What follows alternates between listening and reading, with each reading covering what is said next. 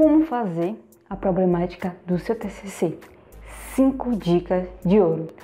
Sejam bem-vindas e bem-vindos ao canal. E eu me chamo Tássia Luz e aqui, meus queridos e queridas, toda semana eu posto conteúdos relacionados a estudos, a TCC, dicas de livros e outras coisinhas a mais. Então, se você adora esses conteúdos, você já se inscreve aí para não perder nada, beleza? E como vocês já podem ver logo no início do vídeo, eu já te disse o que é que vai ter nesse conteúdo aqui, que é o que você deve fazer na sua problemática. Mas primeiro eu vou começando dizendo o que você não deve fazer, que são erros grotescos. Então você já pega caneta e papel para escrever isso aí e não fazer de maneira nenhuma. E depois eu vou mostrar quais são essas 5 diquinhas de ouro para você escrever e fazer uma boa problemática no seu trabalho. Ao iniciar o seu trabalho de conclusão de curso, você logo tem essa questão que é resolver algo. Que você pega o seu tema e você destrincha uma problemática.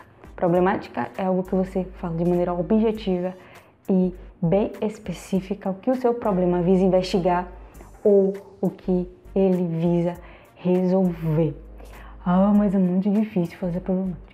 Não é muito difícil fazer problemática. O problema é que você não tem um método, você não tem algo que você pega assim, eu tenho esse meu projeto, eu vou utilizar isso e vou resolver. É isso que você não tem. Então, como você pode resolver isso? Primeiro eu vou falar um exemplo de uma situação e desse exemplo eu vou tirar 3 erros graves, beleza? Então, fica aí de olho e pega caneta e papel. Primeiro, vamos imaginar o seguinte, que você tá em casa aí e você tá morrendo de vontade de comer um pão de queijo. Se você não gosta, imagina outra coisa. E aí, você não sabe a receita, você não sabe como fazer. Aí você vai lá no Google, você bota lá como fazer pão de queijo, receita pão de queijo. E aí você procura, acha um artigo que tem lá como fazer pão de queijo e tem a receita. Aí você começa a ler e você vê que tá falando de diversos tipos de pães, só que não fala exatamente de pão de queijo. Aí você perde um tempo danado e só encontra lá no final essa receita de pão de queijo. E o artigo em si, ele não fala exatamente sobre isso. E o que a gente pode tirar desse artigo falho de pão de queijo? As 3 dicas. Primeiro, que você não deve fazer, beleza?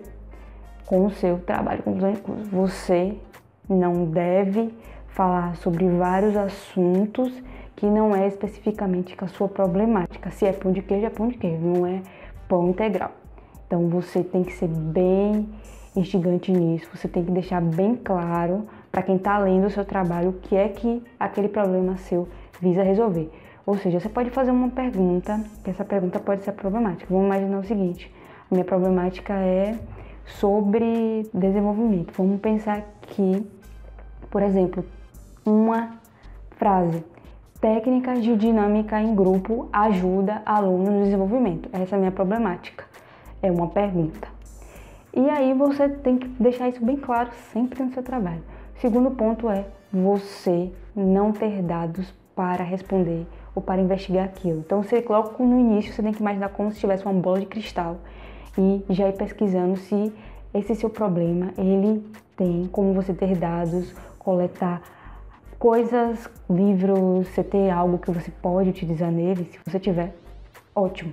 E o terceiro ponto é não ter tempo para resolver essa sua problemática. Vamos imaginar que você tem 1 ano, você tem 6 meses, não sei quanto tempo você tem, mas tem que pensar nisso. Então, você tem até um assunto bem bom, só que você não tem tempo para poder investigar isso. Então, você tem que pensar nisso. Se você não tem tempo, você não deve pegar esse tema para resolver. Ficou claro? Problemática nota 10. Primeira dica. Pergunte sempre. Pergunte-se se essa sua problemática, ela realmente, ela tem uma importância, ela tem uma relevância. Pergunte-se depois se essa problemática, ela tem um viés de ajudar ou de contribuir com quais resultados para quais grupos podem se beneficiar com esse problema que você trouxe.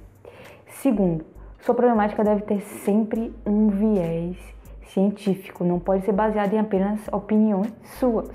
elas têm que ter um viés científico porque elas podem e devem ser averiguadas. Terceiro, veja se você tem como coletar dados, se você tem como pesquisar, se você tem como fazer entrevistas para você resolver ou para você investigar a sua problemática.